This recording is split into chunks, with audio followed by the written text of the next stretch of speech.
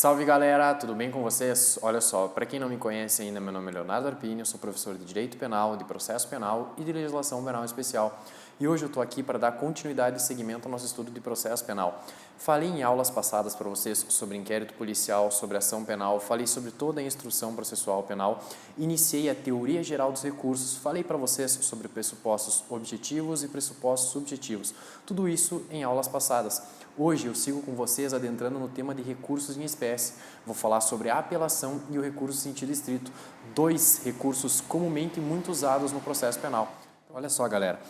O que eu falei? Nós vamos partir hoje do nosso estudo sobre recursos em espécie. Então, primeira coisa, os recursos em espécie, eu falei para vocês que hoje nós vamos trabalhar a questão da apelação e do recurso em sentido estrito, que são dois recursos que têm uma incidência muito grande no processo penal. Outros recursos, como o agravo em execução, como embargos de declaração, também vão ser objeto de estudo aqui no nosso canal, em aulas posteriores. Então, primeira coisa, o artigo 593 do Código de Processo Penal dispõe da seguinte forma: caberá apelação no prazo de 5 dias. Então, o que nós precisamos dar destaque inicialmente aqui são os 5 dias, que é o prazo para interposição do recurso. E aqui eu vou fazer uma explicação para vocês logo em seguida sobre a questão da interposição do recurso, sobre como é que nós fazemos a interposição do recurso de apelação, seguindo o prazo de 5 dias, apresentando ele em peça única ou em peças separadas. Então, dando continuidade, o inciso 1º diz o seguinte: das sentenças definitivas de condenação ou absolvição proferidas por juiz singular. Galera, o recurso de apelação, conforme o artigo 593, inciso 1º, ele diz respeito àquilo que muito acontece de regra dentro do processo penal. Ou seja, toda marcha processual, ela se desenvolve desde o momento do oferecimento da denúncia até o momento da sentença, onde o magistrado esgota a sua jurisdição em primeiro grau. Ou seja, primeira coisa, sentença condenatória ou sentença absolutória, como eu já falei para vocês, expliquei em aulas passadas sobre sentença também, nós temos a sentença absolutória lá no artigo 386 e a sentença condenatória lá no artigo 387. Então, o que acontece? No momento que o magistrado, por exemplo, ele reconhece materialidade e autoria e condena um indivíduo, o recurso cabível dessa decisão é a apelação. Assim como também, mesmo quando o magistrado não reconhece estar presente indícios de materialidade ou provas suficientes de autoria ou participação naquelas causas elencadas no artigo 386 do CPP, o magistrado vai absolver o acusado e, dessa absolvição, também é cabível o recurso de apelação, tanto pela acusação como pela defesa. Isso é uma das primeiras hipóteses de interposição do recurso de apelação. Olha só, galera, o inciso 2º, o que ele diz? Das decisões definitivas ou com força de definitivas, proferidas por juiz singular nos casos não previstos no capítulo anterior. O que nós precisamos analisar nesse inciso 2º do artigo 593, pessoal? Primeira coisa, quando o artigo 593 ele fala em decisões com força de definitiva, ele está querendo dizer o quê? Nós não estamos diante de uma decisão condenatória ou de uma decisão absolutória, ou seja, nós não temos análise de mérito do processo aqui. O que acontece? Primeira coisa que nós temos que verificar, não se tratando de decisão condenatória ou de decisão absolutória, automaticamente nós temos que ver se não cabe o recurso em sentido estrito, como o próprio inciso 2º está falando, nas hipóteses do capítulo anterior. O capítulo anterior é aquele que trata do recurso em sentido estrito, a partir do artigo 581 do CPP. Ou seja, verificamos que não é o caso de uma sentença condenatória e de uma sentença absolutória, nós vamos automaticamente ver se cabe recurso em sentido estrito. Não cabendo recurso em sentido estrito, nós utilizamos a apelação no inciso 2º, que é tratada como apelação residual. Vou dar um exemplo para vocês. O indivíduo que, na fase de inquérito policial, tem bens apreendidos e, posteriormente, o membro do Ministério Público venha a ofertar a denúncia pelo fato delituoso praticado por esse indivíduo, esses bens eles passam para a guarida do Poder Judiciário. Aí o que vai acontecer? Digamos que esses bens apreendidos, por exemplo, no celular, ele não interesse mais ao processo, por quê? Durante a investigação, durante a prisão, durante a instrução criminal, se verificou que foi feita perícia nesse telefone para angariar provas de autoria no que diz respeito a esse suposto delito praticado pelo agente e, encerrada a diligência probatória na busca de elementos de autoria nesse telefone celular, ele não interessa mais ao feito. Ou seja, o acusado, ele faz, com base no artigo 118 do Código de Processo Penal, um pedido de restituição desse celular apreendido. Nesse momento, caso haja o indeferimento da restituição desse pedido, é cabível apelação, ou seja, é uma decisão que não condena nem absolve e não põe fim ao processo e não adentra ao mérito do processo. O mérito que eu quero dizer, o caso desse indivíduo ser inocente ou culpado pela prática desse crime. E também dessa decisão não cabe recurso em sentido estrito, que é o recurso elencado no capítulo anterior, no que diz respeito aqui ao inciso 2º. E aí, nesse caso, nós utilizaremos a apelação chamada residual, que é do artigo 593, inciso 2º. Então, olha só, o que eu falei para vocês, ó. Nesses casos, são decisões que não absolvem ou condenam, como eu disse, e também que não caiba recurso em sentido estrito, que é o recurso que está previsto no capítulo anterior, no artigo 581. Pois, caso caiba, ele vai ter que ser utilizado, pessoal. Se tiver a possibilidade de usar o recurso em sentido estrito, a gente usa. E aí, o que eu botei aqui, ó, a hipótese do inciso 2º é para a apelação residual. E aí eu falei, a decisão que indefere a restituição de bens apreendidos. Pessoal, outra coisa que eu vou explicar para vocês é sobre a prevalência do recurso de apelação sobre o recurso em sentido estrito. O que diz respeito à prevalência da apelação, se nós analisarmos o artigo 593, parágrafo 4º do CPP, o que acontece? Quando houver concorrência entre a apelação e recurso em sentido estrito, mesmo que de uma parte da sentença se recorra com base em recurso em sentido estrito, prevalece a apelação. Nós temos que utilizar a apelação. Então, vou dar um exemplo para vocês. Galera, se eu tenho, por exemplo, um fato criminoso que diz respeito a uma lesão corporal e uma ameaça, chega no fim do processo, o magistrado ele condena o indivíduo pela prática da lesão corporal, mas pelo crime 2, no caso seria a ameaça, o magistrado declara extinta a punibilidade desse crime com base na prescrição. Ou seja, dessa decisão que declarou extinta a punibilidade pela prescrição, é cabível o recurso em sentido estrito. Entretanto, do crime 1, no caso que eu falei para vocês, a lesão corporal, esse indivíduo foi condenado. Havendo, como eu disse, a concorrência entre a apelação e o recurso em sentido estrito, por força do artigo 593, parágrafo 4º do CPP, prevalece o uso da apelação. Esse é o exemplo que eu coloquei aqui na lousa para vocês, que vai ficar bem claro para que a gente possa entender a maneira de como prevalece a apelação sobre o recurso em sentido estrito.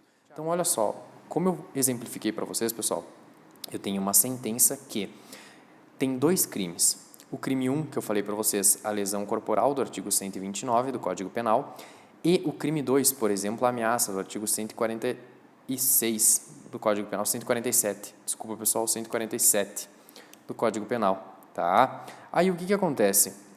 Nesse caso, da lesão corporal, o indivíduo foi condenado. Dessa sentença condenatória é cabível a apelação, com base no inciso, no artigo 593, inciso 1º do Código de Processo Penal. Entretanto, do crime 2, onde houve a prescrição, que é uma causa extintiva da punibilidade prevista no artigo 107 do Código Penal, é cabível o recurso em sentido estrito com base no artigo 581, inciso 8º do Código de Processo Penal. Entretanto, por força do artigo 593, parágrafo 4º, prevalece a utilização da apelação, ou seja, para essa sentença que tem uma parte recorrível por rese e uma parte recorrível por apelação, nós utilizamos a apelação, tá, pessoal? Então, seguindo, olha só, como é que funciona o procedimento da apelação? Primeira coisa, como eu falei para vocês, com base no artigo 593 caput, o prazo para interposição ele é de 5 dias. O juízo de admissibilidade ele é feito pelo juízo OQO, que vai resultar no recebimento ou não recebimento desse recurso. E aí o que acontece? Como eu vou explicar para vocês, nós temos uma dicotomia aqui no que diz respeito ao procedimento da apelação. A apelação, pessoal, ela pode ser interposta de 2 maneiras. Ela pode ser interposta em uma única peça ou ela pode ser interposta por termos autos. E aí o que acontece? Sendo interposta numa única peça tanto a interposição como as razões, o prazo é 5 dias. Entretanto, interpondo a apelação por termo nos autos ou por petição também, somente interpondo a apelação e aí depois querendo apresentar as razões, nós temos o prazo de 5 dias para interpor o recurso e posteriormente ao recebimento dessa apelação, esse juízo de admissibilidade feito pelo magistrado sobre o recebimento ou não dessa apelação, o magistrado vai abrir vista à parte que recorreu e ao recorrido para que apresentem razões e contrarrazões, e aí no prazo de 8 dias. Então, nós temos 2 prazos na apelação. Nós temos 5 dias para a interposição e 8 dias para a apresentação das razões. Mas sempre lembrando, a apelação ela pode ser interposta como peça única ou como peça separada. E sendo em peça separada, essa metodologia, esse caminho que a apelação percorre, ou seja, a interposição em 5 e os 8 dias posteriores para a apresentação das razões, tá? Então, olha só, como eu disse, pessoal, as razões do recurso, elas possuem o prazo autônomo de 8 dias, contados da intimação. Depois da intimação, o recorrido para apresentar contrarrazões também em 8 dias. Esse prazo aqui está no artigo 600 caput do Código de Processo Penal. A apelação, galera, ela não vai ter o juízo de retratação que tem no recurso em sentido estrito. E o recurso, o efeito regressivo que nós chamamos, que é a retratação que está prevista no artigo 581 lá no recurso em sentido estrito, eu vou explicar para vocês logo em seguida. Então, o que acontece? Aqui vai caber ao juízo a qual, ou seja, o juiz de primeiro grau receber ou não a apelação. E aí, o que acontece? Se, por exemplo, pessoal, a acusação ou a defesa, elas interpõem o recurso de apelação e esse recurso de apelação é negado seguimento pelo juízo a qual, nós temos outro recurso que é utilizado para destrancar, como a gente fala, esse recurso de apelação para que ele possa ser dado seguimento e que ele possa subir ao tribunal para apreciação. Ou seja, no momento em que há negativa de seguimento por parte do juiz de primeiro grau no tocante ao recurso de apelação, é cabível o recurso em sentido estrito, tá? Olha só, além disso, pessoal, aqui, ó, como eu falei para vocês, quando for negado o seguimento, o recurso cabível para essa decisão vai ser o recurso em sentido estrito. Dando sequência, nós temos o procedimento da apelação no juizado especial criminal, que segue uma metodologia diferente. Aqui, galera, a apelação, ela muda de figura. O que acontece? Ela está prevista no artigo 82 da Lei dos Juizados Especiais Criminais. A Lei dos Juizados Especiais Criminais, pessoal, ela é competente para processar os crimes com pena privativa de liberdade igual ou inferior a 2 anos, cumulado ou não com multa. E o que acontece? Nesse caso, pessoal, o recurso de apelação ele vai ser interposto em um único ato. É diferente do que acontece no processo penal. Como eu disse para vocês, no processo penal ele pode ser interposto em uma única peça juntamente com o termo de interposição e suas razões, ou somente a interposição e posteriormente a intimação, no caso do recebimento do recurso, a intimação do magistrado para que a parte recorrente apresente as contrarrazões e o recorrido as contrarrazões nesse prazo de 8 dias. Já no juizado especial criminal, com base no artigo 82, a apelação ela é interposta no prazo de 10 dias em peça única. Não há esse espaço temporal para a apresentação do termo de interposição e depois a intimação para a apresentação das razões. Ou seja, no juizado especial criminal é feito tudo somente em um único ato, tá? No prazo de 10 dias. Olha só, a interposição e a apresentação das razões são feitas em ato único, como eu expliquei para vocês, diferente do que acontece na regra do processo penal, no prazo de 10 dias. Logo em seguida, vai ser intimado o recorrido para apresentar as contrarrazões também no prazo de 10 dias. E aí, o que acontece com esse recurso de apelação no âmbito do juizado especial criminal? No âmbito do GCRIM, esse recurso não vai para o tribunal, e sim para a turma recursal, que é composta por 3 juízes de primeiro grau, que vão julgar a matéria do recurso de apelação. Seguindo, pessoal, a legitimação recursal. Vocês lembram o que é a legitimação recursal? Falei em aulas passadas sobre os pressupostos objetivos e os pressupostos subjetivos. A legitimação recursal é um dos pressupostos subjetivos do recurso, ou seja, é pressuposto subjetivo. Tá? O que acontece, pessoal? Primeira coisa, pela acusação eu tenho o Ministério Público e o querelante como legitimados a propor, a interpor o recurso, caso tenham sido sucumbentes na ação penal. Já pela defesa, nós temos o defensor e o réu. E aqui, pessoal, quando eu estou falando de defensor ou réu, nós temos uma regra especial no que diz respeito à legitimação e o interesse recursal no que toca ao réu e ao defensor. Primeira coisa, ambos podem recorrer de forma autônoma, porque aqui é uma regra de dupla intimação, ou seja, aqui obrigatoriamente, pessoal, o acusado e o seu defensor precisam ser intimados da decisão, seja ela condenatória ou absolutória. Nós temos essa regra da dupla intimação. Eu não posso simplesmente intimar apenas o defensor para que o defensor dê ciência ao acusado no tocante à sentença, seja ela condenatória ou absolutória. Nós temos obrigatoriamente a regra da dupla intimação. Tendo obrigatoriamente a regra da dupla intimação, nós temos uma legitimação autônoma e concorrente entre o acusado e o defensor para exercer o direito de interpor apelação. Tá? Vou explicar melhor para vocês. Então, o que acontece? Como eu falei, a regra da dupla intimação e a legitimidade entre o réu e o defensor, ela é autônoma, porque cada um pode exercer o direito sem a anuência do outro. Vou explicar melhor para vocês, pessoal. Olha só. Se, por exemplo, no momento em que, por exemplo, o indivíduo ele se encontra preso preventivamente e ele foi condenado pela prática de um roubo.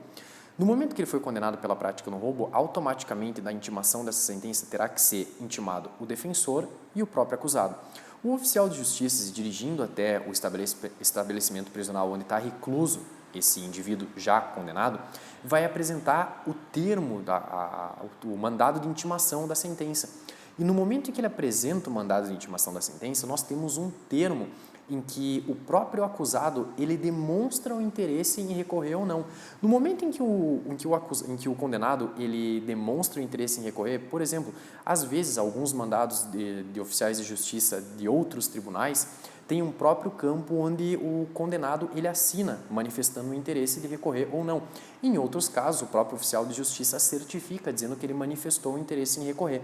No momento em que o oficial de justiça certifica que ele manifestou o interesse em recorrer ou em que ele interpõe o próprio recurso por termo nos autos, no caso, assinalando o campo em que demonstra o interesse em recorrer, automaticamente esse acusado interpôs o recurso. Agora, se, por exemplo, o oficial de justiça certifica que aquele indivíduo ele não quer apelar ou ele assina o termo dizendo que não quer apelar e, posteriormente, a defesa interpõe o recurso de apelação, vale o recurso interposto pela defesa, mesmo que o acusado tenha se negado a querer apelar dessa decisão. Tá, pessoal? Olha só.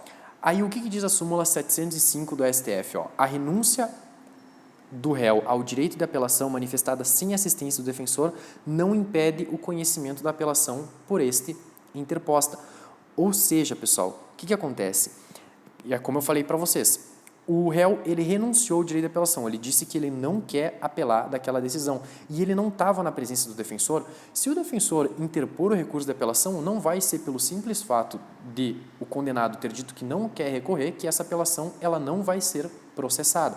Claro, se ela preencher os requisitos do juízo de admissibilidade aqui em primeiro grau, tá, galera? Seguindo então, olha só, a legitimidade do ofendido. Primeira coisa, se nós estivermos tratando de ação penal privada, o ofendido ele vai poder recorrer diretamente porque ele é o titular da ação penal. O titular da ação penal é a própria vítima ou o ofendido. O que acontece? Se a ação penal ela for pública, vai ser intimado o Ministério Público para apelar no prazo de 5 dias, que está lá no artigo 593, como eu expliquei para vocês. Tá? Deixa eu colocar aqui. Nesse prazo de 5 dias do artigo 593. Se o Ministério Público recorrer, não vai ter como o ofendido recorrer. Por quê? Vai ser intimado apenas para reforçar as razões apresentadas pelo Ministério Público com base no artigo 600 do Código Penal em 3 dias. Ou seja, olha só, pessoal, se, por exemplo, o membro do Ministério Público ele apelou da decisão e nós tínhamos o ofendido ou a vítima habilitado como assistente de acusação nesse caso, no momento em que o membro do Ministério Público interpôs a apelação, O ofendido ou a vítima, no caso a sua assistência, vai ser intimado apenas para reforçar as razões do recurso do Ministério Público, porque ele não vai poder apresentar o recurso de apelação. Por quê? Porque quando nós estivermos tratando de ação penal pública, o dominus litis da ação penal é um membro do Ministério Público e não mais um ofendido, como acontece na ação penal privada, tá, pessoal? Então, galera, dando seguimento, olha só, como eu disse, o artigo 600 do CPP no prazo de 3 dias. Não havendo recurso por parte do membro do Ministério Público, automaticamente, aí o que vai acontecer, pessoal? No momento em que o membro do Ministério Público, passados os 5 dias para a interposição da apelação, inicia-se a contagem do prazo para a legitimidade da vítima. E aí aqui nós estamos diante da chamada apelação subsidiária ou supletiva, ou o CAD, que é o cônjuge, ascendente, descendente e irmão, no que diz respeito à interposição dessa apelação. Mas aí como é que funciona o prazo para a interposição? Já vou explicar para vocês. Nós temos também a súmula 458 da STF que diz o seguinte, ó, o prazo para o recorrente recorrer supletivamente, ele começa a correr imediatamente após o transcurso do prazo do membro do Ministério Público. Galera, se o membro do Ministério Público ele não interpõe recurso daquela sentença condenatória ou daquela sentença absolutória, ele não interpôs a apelação. Ele tinha o prazo de 5 dias para interpor essa apelação.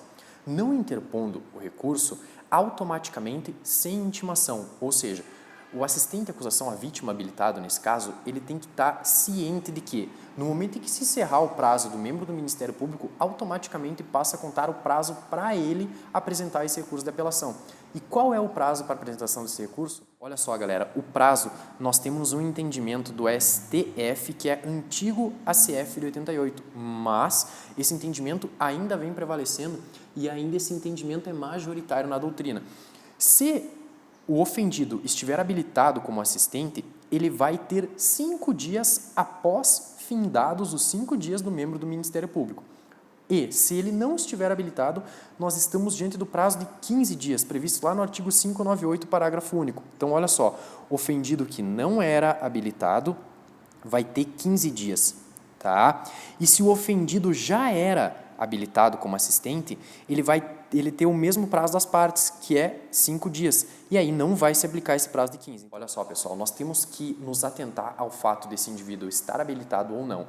Caso ele esteja habilitado, ultrapassados os 5 dias para a interposição do recurso de apelação por parte do membro do MP, automaticamente contam-se 5 dias para a interposição do recurso pelo ofendido, pela vítima. Agora, se ele não estiver habilitado, aí nós temos esse prazo de 15 dias logo após o encerramento do prazo de 5 dias para a interposição por parte do membro do Ministério Público. Seguindo, pessoal, nós temos agora que dá início ao recurso em sentido estrito. Entretanto, pessoal, como o nosso tempo para esse primeiro bloco já se esgotou, eu vou iniciar o recurso em sentido estrito com vocês no nosso segundo bloco. Então fiquem aí e aguardem até o segundo bloco. Valeu!